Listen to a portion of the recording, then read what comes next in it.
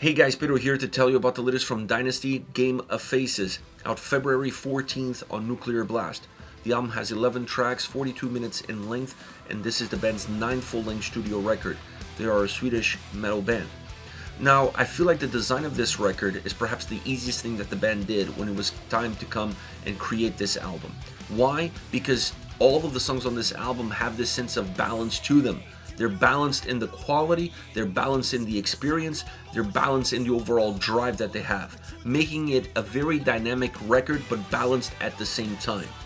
This makes the album feel a little bit more consistent. It gives a sense of consistency to the record, and that's why I say when it came to put a track listing for this record, it doesn't matter. You can move these songs around. The vibe, the experience, what you get out of this album is unchanged, and that is a great quality to have on any record.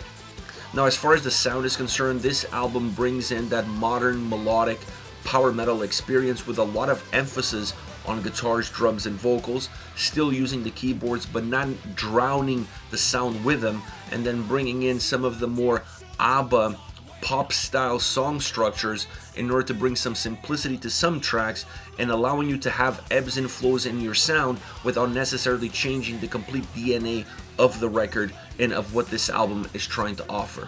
I honestly love this mixture of ABBA and power metal. I feel like this record delivers that experience very consistently.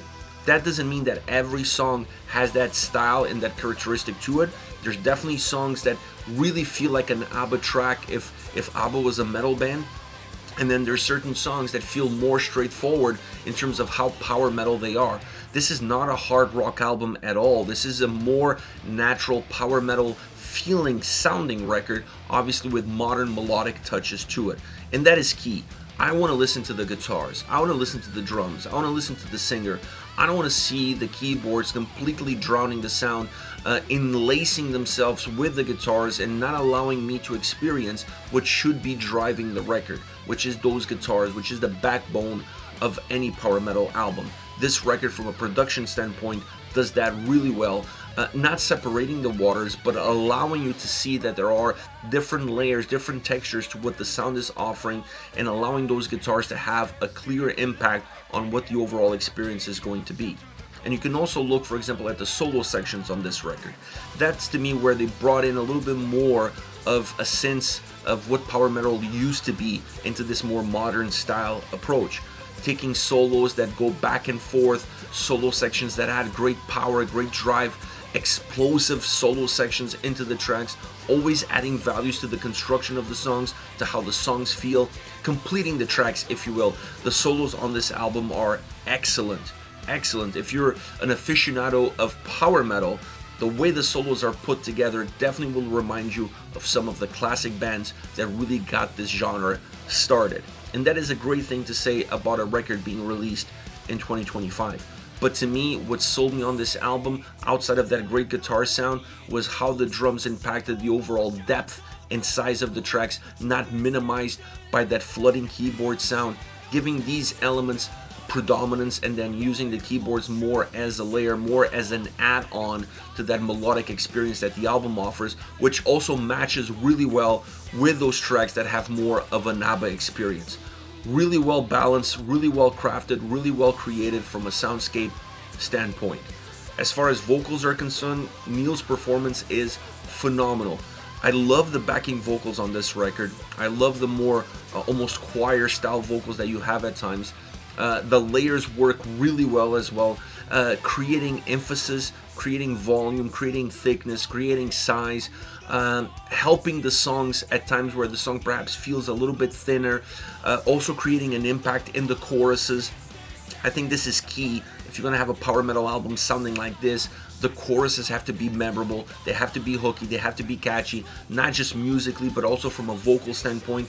So having backing vocals or layers to your vocals in those choruses definitely will emphasize the lyrical content and will give the songs a different meaning and a different vibe. So overall, great vocal performance throughout the entire record, matching the vibe of the album and matching the vibe of each and every individual song, making this, in my humble opinion, one of the best albums in Dynasty's discography. I always felt like this band at times was perhaps slightly soft on a soundscape point of view.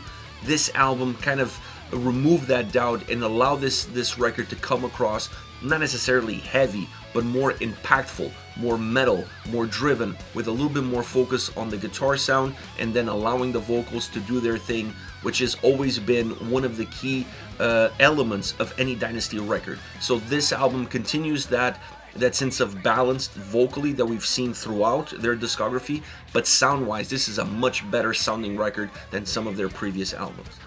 As far as favorite songs are concerned, I want to start off with Die to Survive.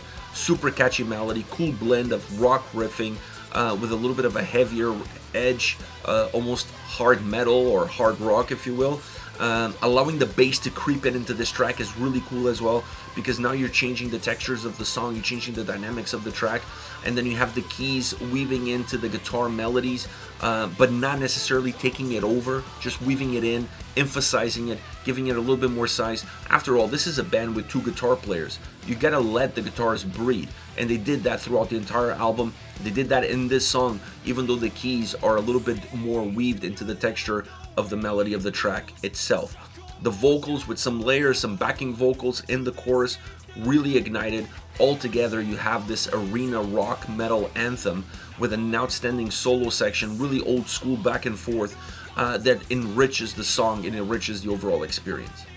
Next, you have Fire to Fight. I love this track. A more driven, definitely more driven than Die to Survive. Die to Survive, it had a nice tempo, but it doesn't have the same drive that Fire to Fight. Fire to Fight is a more driven song, a more modern melodic power metal song, because it has that drive, but it also has the melody behind it.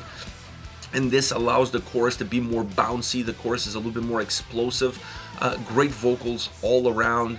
Once again, using the keys to enhance some of the melodies, to enhance some of the brighter spots of the song, but still allowing the guitars to push forward, to work really well. Great solo section. Once again, I mean, I can say this on almost about every single song. Very modern, very catchy, very hooky. Your prototypical 2025 modern power metal melodic song. This track has all of it. Last but definitely not least, one of my absolute favorite tracks on this record, Fortune Favors the Brave. I love this track because it's one that I could definitely emphasize the connection between power metal and ABBA. This song has both. When you listen to this track, you can close your eyes and imagine ABBA playing a metal track. This would be it. It has all of the condiments. It has the same style melodies. It has a very similar style structure, style approach. It has some pop elements in it, not in the sound, not in the vocal delivery, but rather how the song is constructed and how the chorus comes through. All of it creates this insane blend of 2 different styles, of 2 different approaches that are not that far off from one another. I love this track because of it. It emphasizes that ABBA influence that exists on this record. This is it, Dynazty, Game of Faces, out February 14th on Nuclear Blast. Let me know your thoughts on the band, on the singles. Hit me up in the comment section. I'll see you all at the next video. Take care, guys.